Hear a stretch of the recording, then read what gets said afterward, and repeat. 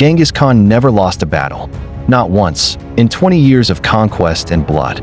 Armies fell before him like wheat before a scythe, cities burned, kings knelt or died. But in one narrow valley, a broken prince did what no army ever had. He humiliated the Mongol war machine and forced the great Khan to notice. This is the story of the trap that gave Genghis Khan his first true defeat. It happened not through greater numbers, but through terrain, patience, and desperate genius. The year was 1221, and the Khwarazmian Empire was already dying in flames. Its cities, Samarkand, Bokhara, Merv, had fallen one after another to Mongol horsemen. Sultan Muhammad II fled westward, hunted like prey across his own empire. He would die alone on a Caspian island, stripped of his throne and dignity. But one son refused to run. His name was Jalal al-Din Mingburnu. Unlike his father, Jalal al-Din chose to fight rather than flee forever. He slipped past Mongol patrols sent to hunt him down in Khorasan. Quietly, desperately, he moved toward Ghazni, gathering survivors of a shattered nation. Word spread through the mountains that a prince still resisted the invaders. Turks, Afghans, Khalaj tribesmen, and loyal soldiers began flocking to his banner. Within weeks, Jalal al-Din commanded a coalition army of tens of thousands. It was fragile, mismatched, and desperate, but it was an army nonetheless. Genghis Khan learned of this gathering storm while campaigning deep in Khorasan. A rebel prince building an army was a threat he could not ignore. So he ordered one of his most trusted commanders to crush him immediately. That commander was Shigi Katuku, his adopted brother and loyal battlefield judge. Shigi Katuku was capable, ambitious, and eager to prove himself in battle. He was given a force of roughly 30,000 hardened Mongol cavalry. To the Mongols, this seemed like nothing more than routine extermination work. Jalal al-Din, they believed, was a desperate man leading desperate men. But Jalal al-Din had already begun testing Mongol weaknesses in small skirmishes. Near a village called Waliyan, his forces destroyed a Mongol probing patrol. It was a small victory, but it proved something the world had forgotten. Mongols could bleed. Mongols could break. Mongols were not truly invincible. Jalal al-Din then withdrew his growing army toward a place called Parwan. Parwan sat in rugged, broken terrain north of modern-day Kabul city.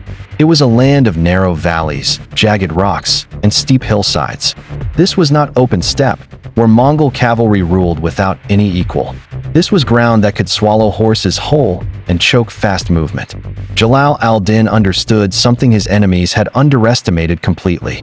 Geography is destiny. Shigi Katuku marched his 30,000 riders straight into this deadly valley. He expected another quick massacre, another city added to Mongol legend. Instead, he found Jalal al-Din's army waiting, positioned, and eerily calm. The battle began, and almost immediately, something felt terribly wrong for the Mongols. Jalal al-Din placed his strongest infantry and dismounted cavalry directly in the center. He ordered his Turkish soldiers under Tamir Malik to fight on foot. A dismounted archer, braced firmly, could fire with brutal accuracy and power. On the flanks, he hid cavalry behind hills, ravines, and broken rock formations. It was a trap built entirely from patience, silence, and perfect timing. The Mongols tried their favorite trick, the feigned retreat, luring enemies forward. But the terrain refused to cooperate, and their maneuver collapsed into confusion. Their famous encirclement tactic, deadly on open plains, simply could not function here. The valley was too narrow, too broken, too unforgiving for cavalry games. For the first time, Mongol horsemen were fighting on someone else's terms. The first day ended in stalemate, but stalemate itself was already historic. No army had ever fought Genghis Khan's forces to a standstill like this. That night, Shigi Katuku grew desperate, searching for any advantage he could find. He devised a cunning trick to shatter the enemy's fragile, multi-tribal coalition. He ordered dummies made of felt and straw, tied onto spare horses. From a distance, these dummies looked exactly like fresh, incoming Mongol reinforcements. The illusion worked, for a moment, sending waves of panic through enemy ranks. Some of Jalal al-Din's Arab allies nearly broke and fled the field. It was the closest the Mongols came to victory in that entire battle. But Jalal al-Din refused to let fear unravel everything he had built. He rode among his panicking men, shouting, rallying, forcing discipline back into chaos. His presence alone reminded them why they had gathered here in the first place. The illusion of reinforcements soon faded once no real Mongols ever arrived. Realizing the trick had failed, Jalal al-Din's army surged forward with renewed fury. His hidden flank cavalry emerged from the hills, striking the Mongol sides.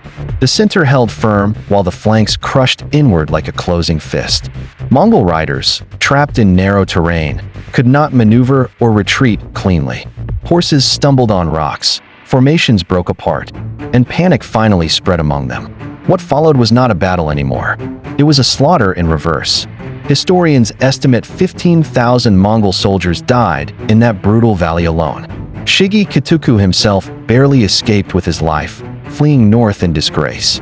The Battle of Parwan was over, and something unthinkable had just happened. A Mongol army, sent by Genghis Khan himself, had been utterly destroyed. News of the defeat spread like wildfire across the shattered Khwarazmian lands. Cities that had already surrendered, like Merv and Herat, rose up in rebellion. For one brief, electric moment, it seemed the Mongol conquest might unravel entirely. Jalal al-Din's name became legend, whispered as the man who beat Genghis Khan. But victory, as history often shows, can plant the seeds of its own ruin. Almost immediately, Jalal al-Din's fragile coalition began tearing itself apart from within. His commanders quarreled bitterly over loot, especially over a single prized Mongol horse. Jalal al-Din tried to mediate the dispute, but pride proved stronger than unity. One powerful ally, Saif al-Din Iraq, deserted with a large portion of the army. In a single night, Jalal al-Din lost nearly half of his fighting force. The prince who had shattered a Mongol army now stood, dangerously exposed and weakened. Meanwhile, word of Parwan reached Genghis Khan while he campaigned near Talokan. Chroniclers describe him as enraged, refusing to let this defeat stand unanswered. This was no longer a task for subordinates. Genghis Khan decided to intervene personally. He gathered his forces and marched south, hunting Jalal al-Din without mercy. The desertions had crippled the prince's army long before the Khan even arrived. Jalal al-Din retreated toward the Indus River, seeking a final defensible position. In November 1221, Genghis Khan's forces finally cornered him against the riverbank. This time, the Mongols refused to repeat Shigi Katuku's fatal, careless mistakes. They used coordinated attacks instead, denying Jalal al-Din the trap he needed. His outnumbered army was overwhelmed, broken, and scattered along the water's edge. With defeat certain, Jalal al-Din made a decision that stunned even his enemies. He spurred his horse off a cliff, plunging straight into the raging Indus. Genghis Khan reportedly watched in silence, then praised the courage of his enemy. Jalal al-Din survived, swimming to safety, escaping into exile across distant lands. He would spend a decade fighting on, but never again would he defeat a Khan. Parwan remains history's proof that even the unstoppable can be trapped, once by genius,